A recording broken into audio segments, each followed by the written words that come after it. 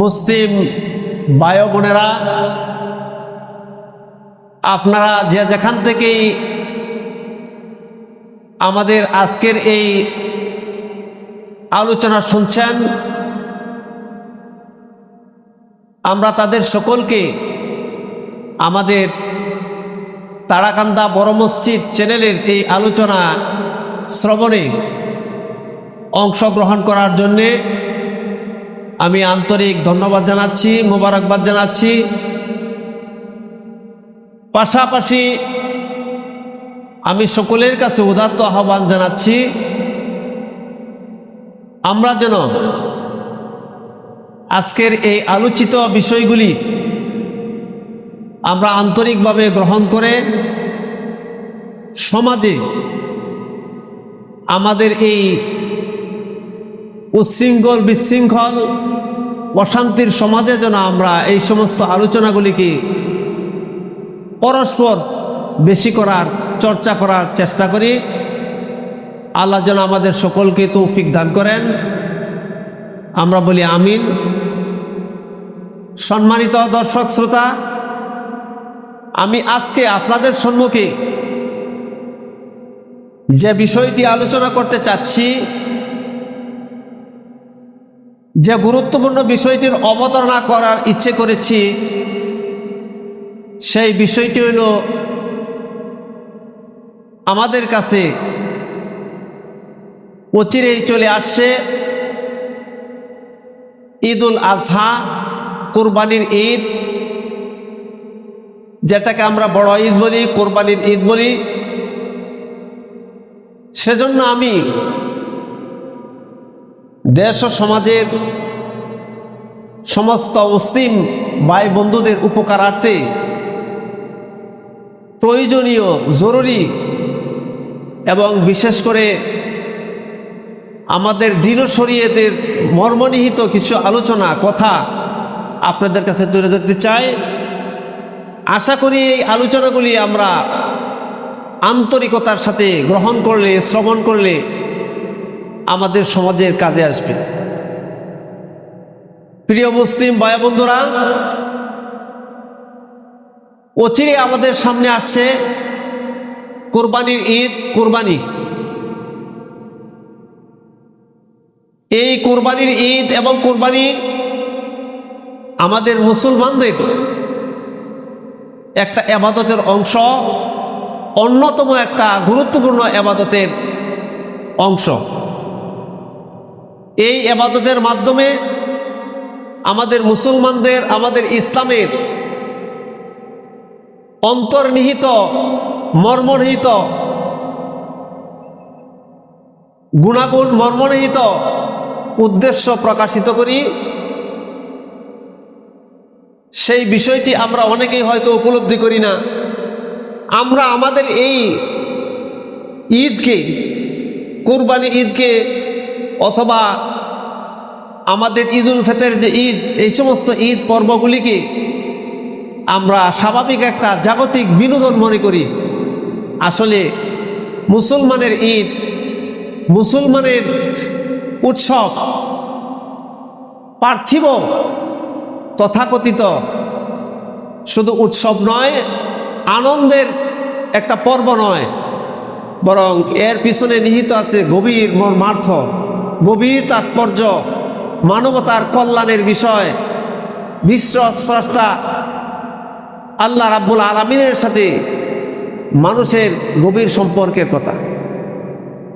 এই জন্য এই মর্মার্থগুলি, এই গভীর তাৎপর্যগুলি যদি আমরা উপলব্ধি করতে পারি, সেই অনুযায়ী আমরা যদি আমাদের জিন্দেগিতে, আমাদের জীবনে এইগুলিকে যদি আমরা পালন করতে পারি, বাস্তবায়ন ঘটাতে পারি, তাহলে আশা করি আমাদের সমাজ বিশৃঙ্খলামুক্ত হবে, আমাদের সমাজ দুর্নীতিমুক্ত হবে, আমাদের সমাজ বিভিন্ন প্রকারের অশান্তি থেকে মুক্তি লাভ করবে। অন্যথায় আমাদের সমাজে মুক্তি আসা সম্ভব নয়। প্রিয় দর্শক শ্রোতা, ভাই বোনেরা আমার, আমরা কোরবানি শব্দের তাৎপর্য কি, এ থেকেই আমরা কোরবানির শিক্ষা কি তা আমরা বুঝতে পারবো, আমরা উপলব্ধি করতে পারবো। কোরবানি শব্দটা আরবি একটা মূল ধাতু কোরব থেকে উৎপন্ন। কোরব শব্দের অর্থ হল নৈকট্য। সেই কোরব শব্দের অর্থ নৈকট্য থেকেই কোরবানি, কোরবন নৈবানি, নৈকট্য। আর কোরবন শব্দের সাথে আলিফ এবং নুন যোগ করে এটাকে কোরবানি বলা হয়েছে। আরবি বাগধারা অনুযায়ী, আরবি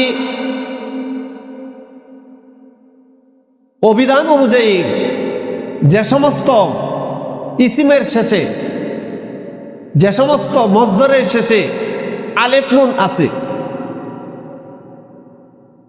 যেমন কোরবান, কোরবের শেষে আলিফ নুন যোগ করে কোরবান।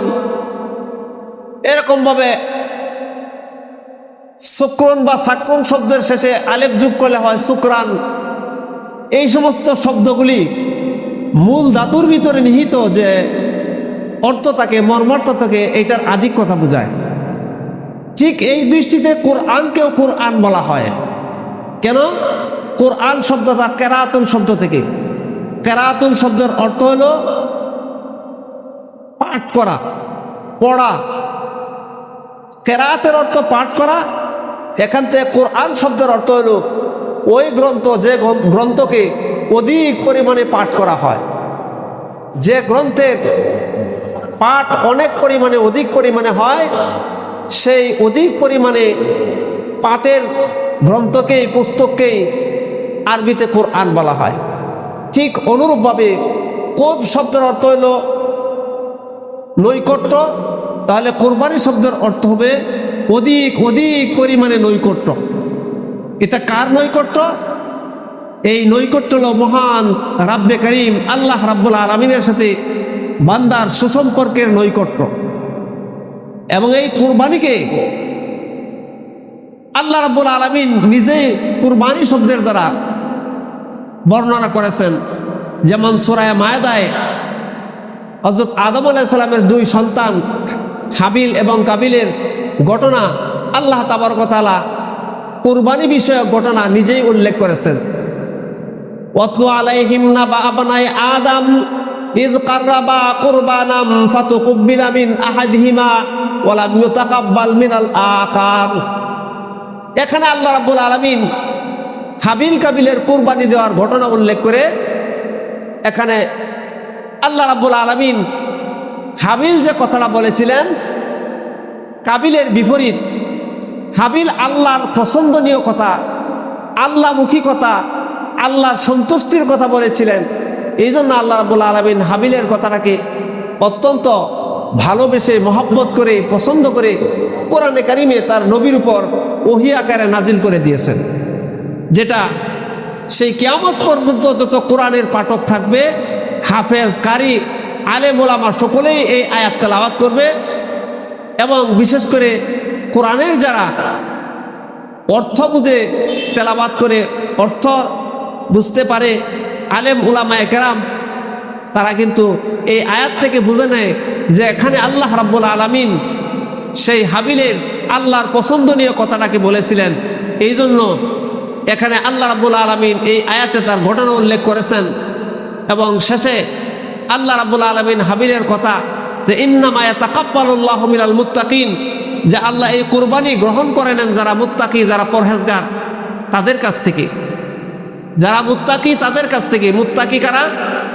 যারা নিজেদের মন মানসিকতাকে, নিজেদের চিন্তাধারাকে আল্লাহ রাব্বুল আলামিনের হুকুমে, আল্লাহ রাব্বুল আলামিনের আনুগত্যে নিজের যাবতীয় ইচ্ছা আকাঙ্ক্ষাকে কুরবানি দিয়ে দেন, বলি দিয়ে দেন, বিসর্জন দিয়ে দেন, তাদেরকেই শরীয়তের ভাষায়, কোরআনের ভাষায় মুত্তাকি বলা হয়।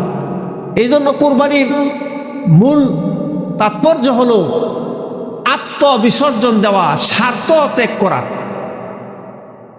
কুরবানির অর্থ এটা নয় যে আমরা পশু জবাই করলাম, পশু জবাই করে আল্লাহর নামে পশু জবাই করে গোশত খাবো। না, কুরবানির মূল তাৎপর্য হলো নিজের স্বার্থকে আল্লাহর হুকুমের কাছে জলাঞ্জলি দেওয়া, আল্লাহ রাব্বুল আলামিনের সন্তুষ্টির উদ্দেশ্যে নিজের নফসানিয়তকে, নিজের খাহেসাতকে নিজের প্রবৃত্তিকে বিসর্জন দিয়ে দেওয়া, সেটা চাই আমার স্বার্থের পক্ষে হোক অথবা পক্ষে না হোক। আমার স্বার্থের পক্ষে হইলেও আমি আমার রব্বে করিম আল্লাহ রাব্বুল আলামিনের কথাকে মেনে নেব, হুকুমকে মেনে নেব। আর আমার স্বার্থের বিপরীত যদি হয়, আমার চাহিদা, আমার প্রবৃত্তি, আমার মন মানসিকতার বিপরীতও যদি হয়, আল্লাহ রাব্বুল আলামিনের হুকুম আমি সেটাকে মেনে নিব, আমি শিরোধার্য করে নিব। আল্লাহ রাব্বুল আলামিনের কাছে আমি নিজেকে আত্মসমর্পণ করব। যেমন কুরবানির মূল ঘটনা হলো হযরতে খলিলুল্লাহ ইব্রাহিম আলাইহিস সালামের মাধ্যমে কোরআনের বিভিন্ন জায়গায়, বিশেষ করে সূরা সাফফাতের ভিতরে আল্লাহ রাব্বুল আলামিন সেই হযরতে ইব্রাহিম আলাইহিস সালাম আল্লাহর হুকুমের কাছে তিনি আত্মসমর্পণ করেছিলেন, কুরবানি দিয়েছিলেন। আল্লাহ রাব্বুল আলামিন ইব্রাহিম আলাইহিস সালামকে উদ্দেশ্য করে বলেছিলেন, ইয ক্বালা লাহু রাব্বুহু আসলিম ক্বালা আসলামতু লিরাব্বিল আলামিন। আল্লাহ নিজে বলেন, আমি যখন আমার খলিল ইব্রাহিমকে বললাম, আসলিম, হে ইব্রাহিম, আমার হুকুমের সামনে, আমার নির্দেশের সামনে, নির্দেশের কাছে আসলিম, তুমি আত্মসমর্পণ করো। তোমার সব কিছু, যা কিছু আছে, ইন্না সলাতি ওয়া নুসুকি ওয়া মাহইয়ায়া ওয়া মামাতি লিল্লাহি রাব্বিল আলামিন। তোমার জীবন, মরণ, তোমার সম্পদ, বিবি, বাচ্চা, যা কিছু আছে সব কিছু আমি আল্লাহর জন্য তুমি সমর্পণ করে দাও, আমি আল্লাহর কাছে সঁপে দাও। ইব্রাহিম আলাইহিস সালাম তখন বলেছেন, আসলামতু লিরাব্বিল আলামিন, হে রাব্বুল আলামিন, আমার সব কিছু তোমার জন্য সমর্পণ করে দিলাম, তোমার কাছে আমি সারেন্ডার করলাম। এই জন্য আল্লাহ রাব্বুল আলামিন ইব্রাহিম আলাইহিস সালামকে পরীক্ষা করার জন্য কোরবানির ব্যবস্থা করেছিলেন, কোরবানির নির্দেশ দিয়েছিলেন। কোরআনে আল্লাহ রাব্বুল আলামিন নিজেই বলেন, আল্লাহ রাব্বুল আলামিন বলেন, বালাগা মাহু সায়া ক্বালা ইয়া বুনাইয়া ইন্নী আরা ফিল মানাম ফালাম্মা বালাগা মাহু সায়া ক্বালা ইয়া বুনাইয়া ইন্নী আরা ফিল মানাম আন্নী আযবাহুকা ফানজুর মাযা তারা। আল্লাহ রাব্বুল আলামিন ইব্রাহিম আলাইহিস সালামকে স্বপ্নে দেখাইলেন যে তিনি যেন আল্লাহ রাব্বুল আলামিনের হুকুমের সামনে, নির্দেশের সামনে তার সন্তান, প্রিয় সন্তান, যাকে 90 বছর বয়সে তিনি পেয়েছিলেন, শেষ বয়সে পেয়েছিলেন, সেই আদরের সন্তানকে নির্দেশ এসেছে আল্লাহর জন্য যেন কুরবানি দেওয়া হয়, যেন সন্তানের মহব্বত না করে, সন্তানের ভালোবাসার প্রতি আকৃষ্ট না হয়ে আল্লাহর হুকুমের কাছে যেন আত্মসমর্পণ করেন, নিজেকে সঁপে দেন। এই জন্য আল্লাহ নির্দেশ দিয়েছিলেন স্বপ্নের মাধ্যমে। ইব্রাহিম আলাইহিস সালাম সেই আল্লাহর স্বপ্নে প্রাপ্ত নির্দেশকে আল্লাহ ইব্রাহিম আলাইহিস সালাম মেনে নিয়েছিলেন, পিতা পুত্র উভয়ে মেনে নিয়েছিলেন। কোরআনে কারিমে যার উল্লেখ আল্লাহ নিজে বলেন, ফালাম্মা আসলামা ওয়া তাল্লাহু লিল জাবিন ওয়া নাদাইনাহু আইয়া ইব্রাহিম কাদ সাদ্দাকতা রুইয়া ইন্না কাযালিকা নাজজিল মুহসিনিন। এই আয়াতের অনেক লম্বা ব্যাখ্যা, লম্বা কথা, অনেক লম্বা ঘটনা আসল উদ্দেশ্য নয়। এখানে কোরআনে কারিমের উল্লেখিত বিষয়ে মূল তাৎপর্য আমাদের আসল আজকের বিষয়, সেটা হলো এই ইব্রাহিম আলাইহিস সালাম নিজের চাহিদাকে, নিজের পাওয়াকে, নিজের মনের খাহেসাতকে আল্লাহ রাব্বুল আলামিনের হুকুমের সামনে সারেন্ডার করে দিয়েছিলেন। কোনো যুক্তির দ্বার দাঁড়েন নাই, তিনি স্বার্থের দ্বার দাঁড়েন নাই। সেই জন্য কুরবানির মূল তাৎপর্য হলো আল্লাহ রাব্বুল আলামিনের হুকুমের কাছে নিজের ইচ্ছা, আকাঙ্ক্ষা, যা কিছু আছে সব কিছুকে পরিত্যাগ করা, বিসর্জন দেওয়া, সেখানে এটাকে আল্লাহ রাব্বুল আলামিনের জন্য কুরবানি দিয়ে দেওয়া, এরই নাম কুরবানি। এই জন্য আমরা যদি সত্যিকার অর্থে কুরবানির মূল তাৎপর্যের সাথে আমরা যদি কুরবানি দেওয়ার চেষ্টা করি, তাহলে আমাদের সমাজের ভিতরে কোনো বিশৃঙ্খলা থাকবে না, অশান্তি থাকবে না। কারণ আমরা যখন নিজেদের স্বার্থ ত্যাগ করব, আমরা নিজেদের স্বার্থকে জলাঞ্জলি দেব, আল্লাহ রাব্বুল আলামিনের সন্তুষ্টিকে যখন প্রাধান্য দিব, তখন সমাজের ভিতরে শান্তি আসবে। কারণ হাদিস শরীফে আল্লাহ রাসূল বলেন, আল খালকু কুল্লুহুম ইয়ানুল্লাহ ওয়া আহাব্বুল খালকি ইলাল্লাহ আনফাউহুম লিয়ালি। কারণ আল্লাহ রাব্বুল আলামিন যেভাবে আপনি আমার স্রষ্টা, আল্লাহ রাব্বুল আলামিন সেইভাবে আসমান, জমিন, জীব জানোয়ার, যা কিছু আছে, পশু পাখি, মানব দানব, সকলেই স্রষ্টা। আল্লাহ রাব্বুল আলামিন সকলের স্রষ্টা হিসাবে, সকলের কর্তা হিসাবে, সমস্ত সৃষ্টি আল্লাহ রাব্বুল আলামিনের সৃষ্টি হিসাবে আল্লাহ রাব্বুল আলামিন সমস্ত সৃষ্টিকেই ভালোবাসেন। এই জন্য হাদিসে আল্লাহ রাসূল বলেন, আল খালকু কুল্লুহুম ইয়ানুল্লাহ, যত সৃষ্টি আছে সমস্ত সৃষ্টি আল্লাহর পরিবারভুক্ত।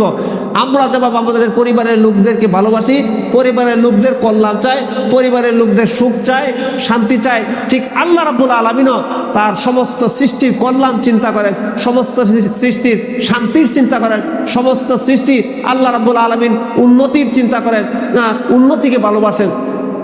এই জন্য আল্লাহ রাসূল বলেছেন যে কোনো মানুষ যখন নিজের স্বার্থ ত্যাগ করে নিজের স্বার্থের দিকে না তাকিয়ে আল্লাহ রাব্বুল আলামিনের কোনো সৃষ্টির যদি কল্যাণ সাধন করে, ওই ব্যক্তিটা আল্লাহ রাব্বুল আলামিনের কাছে প্রিয় হয়ে যায়। ওয়াহাবুল খালকি ইলাইহি আনফাউহুম লিয়ানি, আল্লাহ রাসূল বলেন আল্লাহর কাছে সবচেয়ে প্রিয় ওই ব্যক্তি, ওই মানুষটা, যে মানুষটা নিজের স্বার্থের চিন্তা না করে, যে ব্যক্তি আল্লাহর কোনো মখলুকের, আল্লাহর কোনো সৃষ্টির, আল্লাহর কোনো বান্দার কল্যাণের চেষ্টা করে, কল্যাণের জন্য তৎপর হয়, কল্যাণের জন্য নিজের চেষ্টা সাধনাকে পরিচালনা করে, সেই ব্যক্তি আল্লাহর কাছে প্রিয় হয়। সেই জন্য আমরা আল্লাহর কাছে প্রিয় হতে হলে সমাজের কল্যাণ সাধন করতে হবে, সমাজের কল্যাণ সাধনের চিন্তা রাখতে হবে। সমাজের লোকদের ক্ষতির চিন্তা আমাদের ভিতরে থাকতে পারবে না। সমাজের ভিতরে আমরা স্বার্থের পিছে পড়ে সমাজের কারো ক্ষতি করা যাবে না, সমাজের কাউকে জুলুম করা যাবে না। এই জন্য আমরা যে সত্যিকার অর্থে কুরবানির তাৎপর্যের সাথে নিজেদেরকে আত্মস্থ করে নেই, নিজেদেরকে যদি আমরা মিলিয়ে নেই, নিজেদেরকে যদি কুরবানির তাৎপর্য এবং মর্মার্থের সাথে নিজেদের মন মগজকে আমরা যদি ফিটিং করে নেই, আমাদের সমাজের ভিতরে দুর্নীতি থাকবে না, আমাদের সমাজের ভিতরে অশান্তি থাকবে না, আমাদের সমাজের ভিতরে মারামারি থাকবে না, আমাদের সমাজের ভিতরে কাটাকাটি থাকবে না, হানাহানি থাকবে না, আত্মসাৎ থাকবে না। এই জন্য কুরবানি শুধু খালি গোশত খাওয়া নয়, কুরবানির মূল জিনিস হলো স্বার্থ ত্যাগের মাধ্যমে, পরের কল্যাণ সাধনের মাধ্যমে সমাজকে সুশৃঙ্খল করা, সমাজকে শান্তিময় করা, সমাজকে সুখী করা। এই জন্য আমরা যেন কুরবানির তাৎপর্য বুঝে কুরবানি দেওয়ার চেষ্টা করি। আজকের মতো আমাদের আলোচনা এখানেই। সামনে ইনশাল্লাহ আমরা কুরবানির কিছু প্রয়োজনীয় মাসলা মাসাইল আমরা আলোচনা করব, এবং বিশেষ করে কুরবানির দিনে ঈদুল আজহার নামাজ পড়ার জন্য কিভাবে নামাজ পড়তে হয় সেই বিষয়ে আমরা একটা মোটামুটি প্রদর্শনী দিব। কারণ দেখা যায় অনেক মানুষ, অনেক মুসল্লি ঈদুল আজহার সেই ঈদের দিনের নামাজটাও ঠিক মতো পড়তে পারে না, নিয়মকানুন জানা না থাকার কারণে। শুধু মাঠে যায় আর শুধু যায় আর আসে, সঠিক পথে নামাজও পড়তে পারে না। সেই জন্য সকলে যেন ঈদের নামাজটা সঠিক পড়তে পারে, সেজন্য আমরা ঈদের নামাজ কেমনে পড়তে হয়, এবং বিশেষ করে অনেক জায়গায় দেখা যায় কিছু গ্রাম এলাকার ভিতরে দেখা যায় ইমাম সাহেবরাও, যাদেরকে হয়তো অনেক ইমাম সাহেব এমন আছে যাদের এলেম কালাম কম, কিন্তু সমাজে তাদের দায়িত্ব আসে ইমামতি করার জন্য, ঈদের নামাজ পড়ানোর জন্য। তখন দেখা যায় তাদের কাছে যখন হঠাৎ করে ঈদের নামাজের দায়িত্ব আসে, তারা অনেকে ঈদের নামাজ কেমনে পড়ায় সেটা তাদের মনে থাকে না বা স্মরণে থাকে না। তারা হঠাৎ করে জিজ্ঞাসা করে যে হুজুর, ঈদের নামাজ দা, ঈদুল আজহার নামাজ দা কেমনে জানি পড়াইতে হয়, একটু বলে দেন। তখন মোবাইলে যোগাযোগ করে বা প্রশ্ন করে তখন তাদেরকে বলে দিতে হয়। এমন অনেক ঘটনা ঘটেছে। সেজন্য এই বছর ইচ্ছে করেছি একেবারে আমরা অগ্রিমে আগেই তার প্রশ্ন করার আগেই সাধারণ মুসলমান থেকে নিয়ে, এবং যারা ছোটোখাটো ঈদের মাঠ পড়ান, ঈদের নামাজের কথা স্মরণ থাকে না, খেয়াল থাকে না এবং শব্দে, তাদেরকে জানিয়ে দেওয়ার জন্য, অগ্রিম জানিয়ে দেওয়ার জন্য ঈদের নামাজের একটা প্রশিক্ষণ প্রদর্শনী আমরা ইনশাল্লাহ আগামীতে ইনশাল্লাহ দেওয়ার চেষ্টা করব। আল্লাহ রাব্বুল আলামিন যেন আমাদেরকে সেই পর্বে সেই ঈদের নামাজের প্রদর্শনী দেওয়ার এবং ঈদের নামাজ কেমনে পড়তে হয় সেই শিক্ষা প্রচার করার জন্য তৌফিক দান করেন। আল্লাহ রাব্বুল আলামিন আমাদেরকে যেন আমল করার তৌফিক দান করেন। ওমা তৌফিক ইল্লা বিল্লাহ, আলাইহি তাওয়াক্কালতু ওয়া ইলাইহি উনীব।